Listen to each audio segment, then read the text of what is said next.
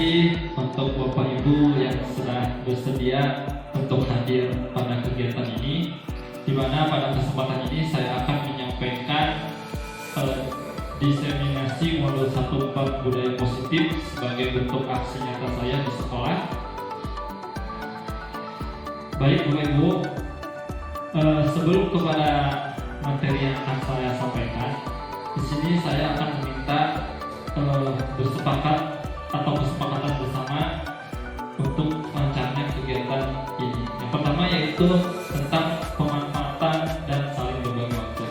Alhamdulillah di salah kesibukan kita bisa berkumpul di sini, dan di sini kita bentuknya berdiskusi Ibu ya, sharing tentang kegiatan yang nanti akan kita bahas.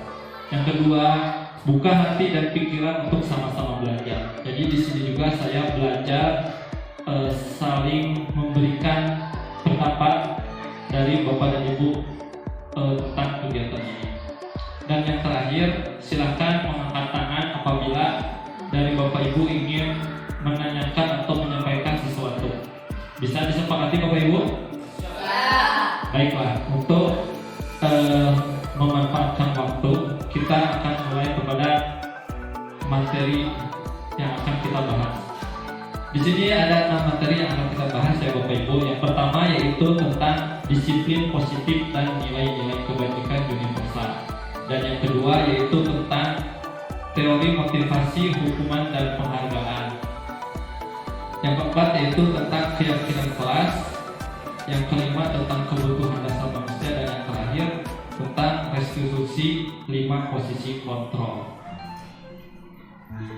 Nah, yang pertama yaitu tentang disiplin positif dan nilai-nilai kebajikan universal.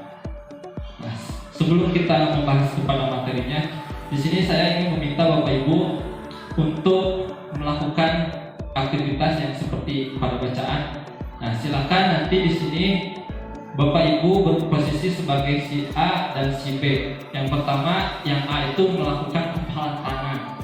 Silakan misalnya Ibu Imas sebagai A, Bu Nunung sebagai B, Bu Dian sebagai A, Pak Heta sebagai B. Yang A melakukan kepalan tangan. Anggap di tangan itu kita mempunyai sesuatu yang sangat berharga, ya. Sehingga ketika orang lain meminta hal yang berharga itu, kita mempertahankannya sekuat tenaga ya Bapak Ibu. Nah, sementara untuk yang B, silahkan coba bujuk teman kita yang A itu untuk membuka kepalan tangan tersebut ya. Terserah caranya, mau digoda, mau digelitik, bahkan mau dipaksa, silahkan Ibu dicoba. Baik, terima kasih ya Bu. Nah, tentunya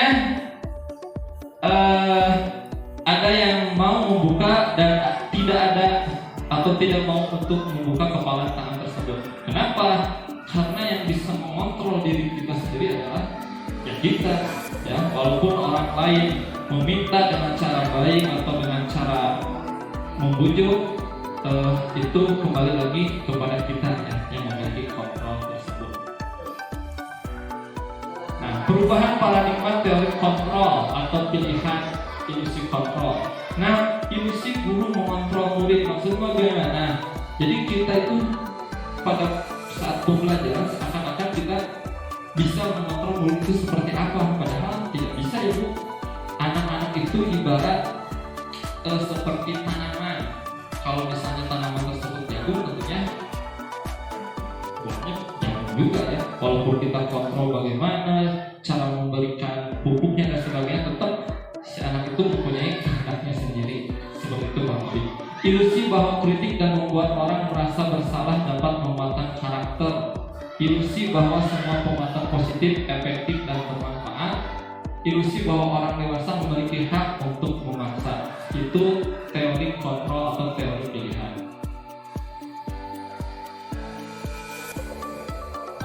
Seperti yang dikatakan oleh Dr. William Glasser tentang teori kontrolnya, pada dasarnya kita tidak dapat memaksa murid untuk berbuat sesuatu jika murid tersebut memilih untuk tidak melakukannya. Walaupun tampaknya guru sedang mengontrol perilaku murid, hal demikian terjadi karena murid sedang mengizinkan dirinya dikontrol. Tapi kalau si murid tidak mau, ya tidak mau ya. Misalnya, coba itu ambil bukunya. Kalau gurunya tidak mau, ya tidak mau. Karena si diri anak tersebut tidak mengizinkan dirinya untuk dikontrol. Saat itu bentuk kontrol guru menjadi kebutuhan dasar yang dipilih murid tersebut. Teori kontrol menyatakan bahwa semua perilaku memiliki tujuan bahkan terhadap perilaku yang tidak disukai. Nah, sekarang coba apa yang terlintas dalam benak Bapak dan Ibu guru hebat di sini tentang makna disiplin? Boleh yang mau menjawab acungkan tangannya Bapak Ibu. So Ibu Bapaknya disiplinkan naon sih? Pasti Bapak Ibu sudah sering mendengar tentang kata disiplin tersebut. Silakan Ibu.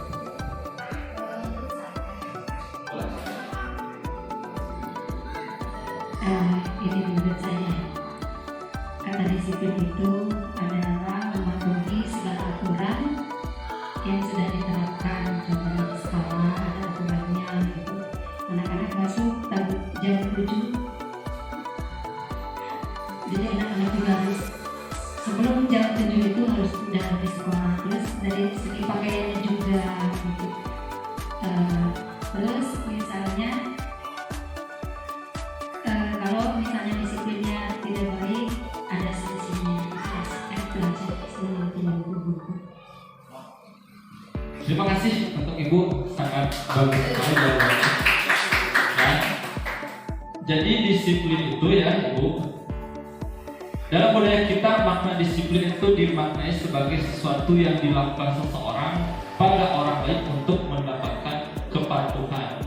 Nah, tapi kita cenderung menghubungkan kata disiplin itu dengan ketidaknyamanan ya. Misalnya upacara harus keluar atributnya. Kadang ada yang merasa tidak nyaman, dipaksa gitu ya dengan disiplin tersebut. Nah, seperti kata Bapak Ki Hajar Dewantara, di mana ada kemerdekaan, disitulah harus ada disiplin yang kuat. Sungguh pun disiplin itu bersifat self-disiplin, yaitu kita sendiri yang mewajibkan kita dengan sekeras-kerasnya. Tetapi itu sama saja, sebab jikalau kita tidak cakap melakukan self-disiplin, wajiblah penguasa lain mendisiplinkan diri kita. Nah itu kata Ki Hajar Dewantara. Nah, lalu menurut beliau juga merdeka itu artinya tidak hanya terlepas dari perintah, akan tetapi juga cakap buat memerintahkan diri sendiri. Jadi kita yang mengontrol diri kita sendiri ya.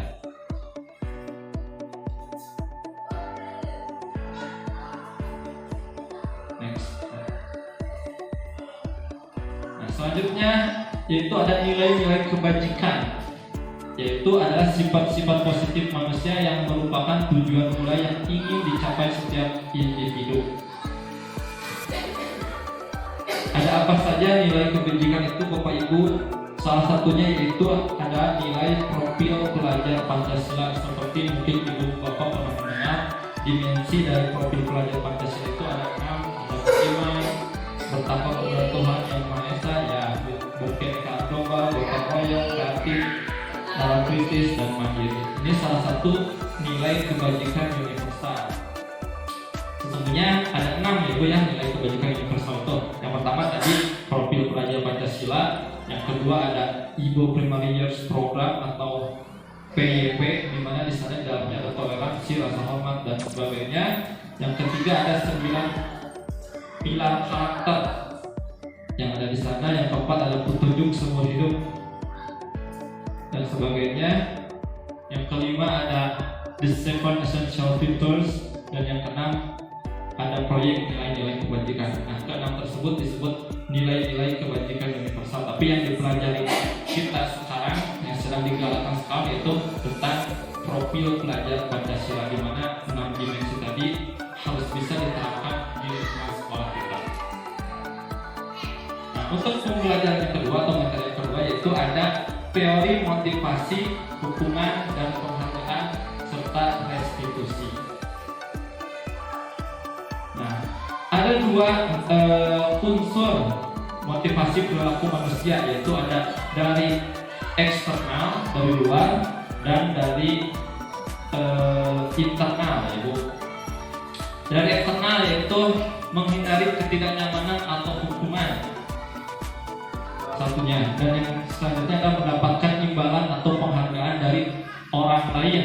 Biasanya itu menjadi motivasi dari luar, misalnya pengen dikasih hadiah oleh guru baru mau melakukan, ya ada motivasinya, atau takut dijemur nih nanti upacara nggak pakai ini, baru mau pakai seragam lengkap misalnya seperti itu. Atau motivasi internal dari dalam dirinya menjadi orang yang mereka inginkan dan menghargai diri sendiri dengan nilai-nilai yang mereka percaya. Itu kan sudah ada dari dalam diri, ya kesadaran diri. Itu dua motivasi perilaku manusia. Sementara apa itu hukuman? Hukuman bersifat tidak terencana Ibu ya, atau tiba-tiba Bapak-bapak, anak atau murid tidak tahu apa yang akan terjadi dan tidak dilibatkan. Hukuman bersifat satu arah dari pihak guru yang memberikan, dan murid hanya menerima suatu hukuman tanpa melalui suatu kesepakatan atau pengarahan dari pihak guru baik sebelum atau sesudahnya. Hukuman yang diberikan bisa berupa fisik maupun psikis. Murid atau anak disakiti oleh suatu perbuatan atau kata-kata. Itu hukuman Ibu ya. Biasanya saudara tiba-tiba ayah mau micet sampah sembarang, itu sampahnya misalnya dibuang, disuruh apa, itu suka mendadak soalnya namanya hukumannya. Tapi ada juga dihukum oleh penghargaan, bahwa penghargaan berlaku sama dengan hukuman, dalam arti meminta atau membujuk seseorang melakukan sesuatu untuk memenuhi suatu tujuan tertentu dari orang yang meminta atau membujuk. Dorongannya eksternal dan ada faktor ketergantungan. Misalnya, siapa yang bisa perkalian 6 nanti dikasih hadiah. Nah, itu bentuk hukuman tapi dengan penghargaannya. Jadi seakan-akan sehingga si anak tersebut mau melakukannya seperti itu. Ya. Nah, ini beberapa contoh pengakuan atau apresiasi kebajikan. Next. Nah, sementara tujuan dari disiplin positif adalah menanamkan motivasi yang ketiga pada murid-murid kita, yaitu untuk menjadi orang yang mereka inginkan dan menghargai diri sendiri dengan nilai-nilai yang mereka percaya. Apa perbedaan hukuman dan konsekuensi? Coba perhatikan di depan Bapak Ibu. Dari tindakan guru ini ada berapa ya? 6. Menurut Bapak Ibu, mana yang termasuk hukuman, mana yang termasuk konsekuensi? Kita bahas bersama-sama ya Bapak Ibu. Coba yang pertama, mencatat 100 kali di dalam buku kalimat saya tidak akan terlambat lagi karena terlambat ke sekolah. Itu hukuman atau konsekuensi? Ada yang menyebut hukuman, ada yang menyebut konsekuensi. Nah, oke, ya nanti kita bahas. Yang kedua, coba lari mengelilingi lapangan basket 2 kali karena terlambat hadir di sekolah. Hukuman. Ada yang konsekuensi tidak? Tidak ada, berarti sepakat itu hukuman ya, nanti kita cek. Yang ketiga, murid diminta untuk push up 15 kali karena tidak menggunakan masker ke sekolah. Hukuman. Yang keempat, menggantikan kertas tugas teman yang telah dicoret-coret.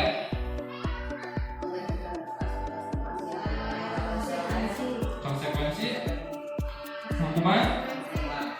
Ada yang hukuman, ada yang konsekuensi. Yang kelima, murid disuruh untuk mengenakan sepatu seharian di sekolah karena tidak mengenakan sepatu hitam, tidak mengenakan maksudnya ya. Hukuman atau konsekuensi? Oh yang ini ya, tumpahan air itu hukuman atau konsekuensi? Nah, hukuman. Kita lihat ya. Yang pertama, mencatat 100 kali, ini tuh maksudnya hukuman ya Bapak Ibu. Terus lari mengelilingi lapangan basket 2 kali, ini hukuman juga. Murid, ya ini hukuman. Ya, kalau yang konsekuensi, menggantikan kertas tugas teman yang telah dicoret-coret, jadi konsekuensi maksudnya. Membersihkan tumpahan air, itu konsekuensi. Lari mengelilingi lapangan basket karena terlambat, ini konsekuensi. Dari sini paham nggak Ibu perbedaan hukuman dan konsekuensi? Coba kita bahas sama-sama ya Bapak Ibu. Konsekuensi konsekuensi itu adalah, kalau tadi hukuman mah yang tiba-tiba itu ya Bu ya, kalau konsekuensi mah sudah terencana atau sudah disepakati. Misalnya tadi yang tidak hadir tepat waktu harus lari lapangan, kan sudah ada kesepakatannya sebelumnya. Nah, berarti konsekuensinya lama kurang kalau kita datang terlambat ya kita mendapatkan hal tersebut, itu konsekuensi. Jadi sudah ada kesepakatan antara guru dan murid seperti itu ya. Jadi itu perbedaan hukuman dan konsekuensi. Sesuatu yang menyakitkan harus terjadi kalau hukuman, kalau konsekuensi sesuatu harus terjadi, harus disepakati ya. Nah itu ya. Sementara restitusi yang akan kita bahas, apa itu restitusi? Adalah proses menciptakan kondisi bagi murid untuk memperbaiki kesalahan mereka sehingga mereka bisa kembali pada kelompok mereka dengan karakter yang lebih kuat. Ya, jadi seperti bimbingan konseling lah. Kalau untuk tingkat SMP, SMA itu ada khusus ya gurunya. Sama di sini juga ada yang disebut restitusi tadi untuk memperbaiki kesalahan mereka. Tapi ada dengan beberapa cara, nanti kita akan bahas khusus tentang restitusi tersebut. Ada 9 ciri restitusi. Yang pertama, bukan untuk menebus kesalahan, namun untuk belajar dari kesalahan. Jadi kalau sudah melakukan kesalahan, si anak itu tidak melakukannya lagi gitu ya. Memperbaiki hubungan, tawaran bukan paksaan. Restitusi menuntut untuk melihat ke dalam diri. Selanjutnya dan terakhir, restitusi mengembalikan murid yang berbuat salah pada kelompoknya. Ini merupakan 9 ciri restitusi. Materi yang ketiga yaitu tentang keyakinan kelas. Mungkin di sini dari Bapak Ibu hebat di sini baru sudah ada yang melakukan keyakinan kelas. Ya. Tapi apa keyakinan kelas itu mungkin yang belum tahu. Nah sebelum ke sana coba saya meminta untuk Bapak Ibu menjawab pertanyaan yang di depan. Mengapa kita memiliki peraturan tentang penggunaan helm pada saat mengendarai kendaraan roda 2 atau motor? Mungkin Bapak Ibu kebanyakan jawabannya adalah karena keselamatan. Ya. Selanjutnya, mengapa kita memiliki peraturan tentang penggunaan masker dan mencuci tangan setiap saat? Mungkin jawabannya adalah untuk kesehatan atau keselamatan. Nah, nilai-nilai keselamatan dan kesehatan inilah yang disebut sebagai suatu keyakinan. Ya. Mengapa tidak peraturan? Mengapa harus keyakinan kelas? Nah, peraturan kan dahulu aturannya kalau sama sering disebut keyakinan kelas.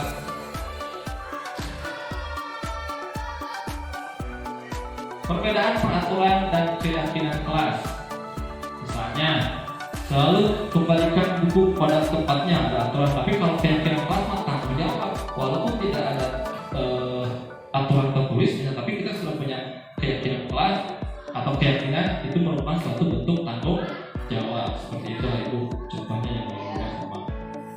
Nah, cara membuat keyakinan kelas, yang pertama, mempersilakan murid untuk bercurah. Misalnya tadi nih sebelum belajar di sini atau sebelum kegiatan ini, silakan Ibu atau Bapak melakukan pendapat, boleh nggak ini kegiatannya sambil makan, sambil minum. Kalau misalnya sudah disepakati tidak apa-apa, tapi kalau tidak disepakati itu bisa disebut orang marah ya, atau orang baik ya.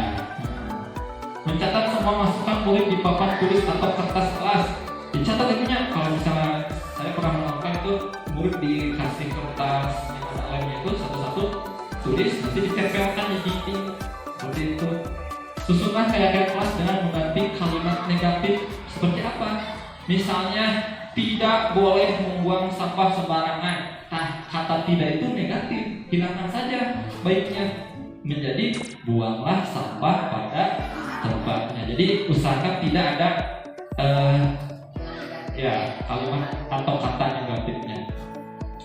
Nah, yang terakhir, diletakkan atau disimpan di tempat yang mudah dilihat, misalnya di depan kelas atau di ruang kelas, supaya ketika anak-anak itu mau belajar atau terlihatlah, jadi ingat akan keyakinan kelas yang mereka telah buat. Mungkin sudah yang Bapak Ibu ya sudah membuat ya.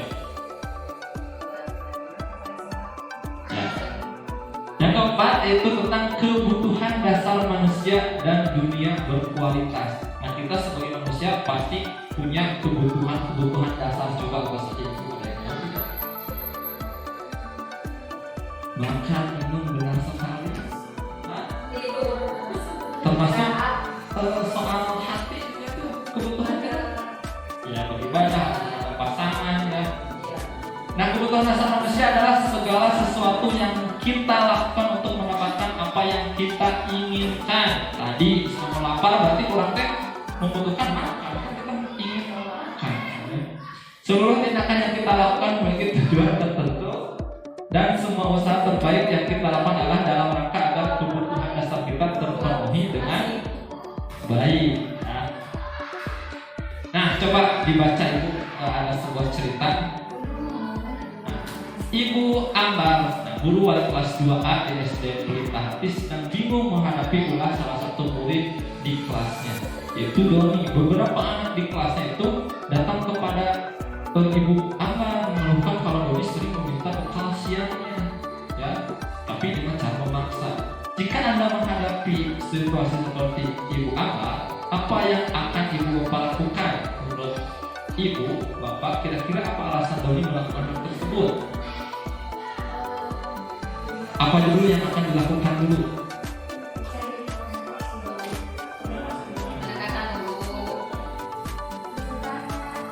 Alasannya.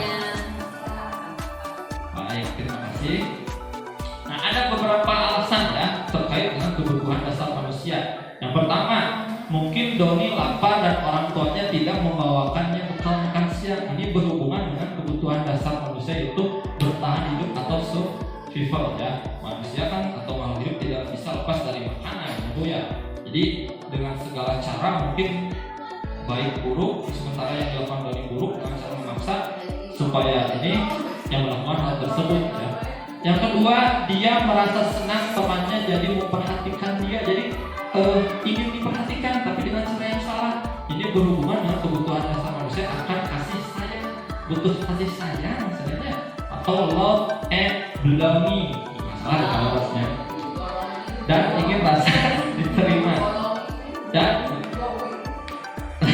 terus yang ketiga, dia merasa hebat karena temannya jadi takut dengan dia dan menuruti keinginannya. Ini dengan kebutuhan dasar manusia berupa kekuatan atau power ya. Dan yang ketiga, keempat, dia merasa bosan dengan bekal makanannya. Jadi dia ingin melakukan itu berhubungan dengan kebebasan atau freedom di Inggris hanya banyak jadi melakukan hal tersebut. Dan yang terakhir, dia melakukannya karena iseng. Ini berhubungan dengan kesenangan atau fun ya. Iseng kayak gitu teh ikut cekolonik ya Ibu Bapak. Nah, itu kelima kebutuhan dasar manusia. Yang pertama, bertahan hidup. Yang lainnya makanan, pakaian, tempat tinggal, keamanan, kesehatan. Yang kedua ada kasih sayang dan rasa diterima, penguasaan, kebebasan dan kesenangan. Ini merupakan 5 kebutuhan dasar manusia, Bapak Ibu. Nah, materi yang terakhir adalah tentang restitusi. Restitusi itu ada 5 posisi kontrol dalam restitusi tersebut ya. Yang pertama ada penghukum. Jadi kita itu sebagai guru posisinya sebagai penghukum Ibu di restitusi ini ya. Yang kedua ada pembuat merasa bersalah. Yang ketiga teman, keempat pemantau, dan yang terakhir adalah manajer. Yang pertama, ini di sini ada contoh kasus, misalnya siswa tidak memakai atribut lengkap pada saat upacara. Kita akan posisi kontrol sebagai penghukum. Pasti yang akan dilakukan guru tersebut adalah hormat pada bendera selama 1 jam setelah upacara. Itu kita sebagai tapi kalau ini banyak nilai negatifnya. Nanti si anak mentalnya menjadi down, bahkan akhirnya mungkin ada rasa kesal dengan kepada guru tersebut ya. Ini sebagai penghukum. Yang kedua, membuat merasa bersalah. Misalnya dengan kalimat, berapa kali ibu bapak langsung beritahu kamu selalu saja mengecewakan ibu bapak. Biasa dikatakan dengan kalimat yang halus dan nada yang halus sehingga si anak tersebut merasa bersalah.